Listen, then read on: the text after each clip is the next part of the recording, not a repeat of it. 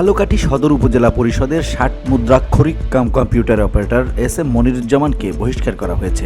অন্তর্বর্তী সরকারের প্রধান উপদেষ্টা ডক্টর মোহাম্মদ ইউনূসকে নিয়ে সামাজিক যোগাযোগ মাধ্যম ফেসবুকে কটূক্তি করায় তার বিরুদ্ধে এই ব্যবস্থা নেওয়া হয়। সোমবার রাত ৮টায় মনিরকে বরখাস্তের বিষয়টি নিশ্চিত করেছেন সদর উপজেলা নির্বাহী কর্মকর্তা ফারহানা ইয়াসমিন। বহিষ্কার হওয়া শেখ মনির সদর উপজেলা পরিষদ চেয়ারম্যানের গোপনীয় সহকারী পদে দায়িত্ব পালন করছিলেন।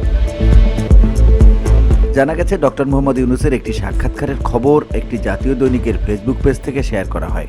সেই পোস্টে কটূক্তি করেন সরকারি কর্মচারী শেখ মনির। সেখানে তিনি কমেন্ট করেন, আগে জেলে যাওয়ার সম্ভাবনা ছিল, এখন ফাঁসি নিশ্চিত যদি বাংলাদেশে জীবিত থাকেন। পরে জেলা প্রশাসক আশরাফুর রহমান বিষয়টি জেনে শেখ মনিরের ঘটনা জানতে চান। এ সময় মনির বিষয়টি স্বীকার করেছিলেন বলে নিশ্চিত করেছে দায়িত্বশীল একটি সূত্র। এরপর সন্ধ্যায় তার সাময়িক বরখাস্তের আদেশ জারি করা হয়।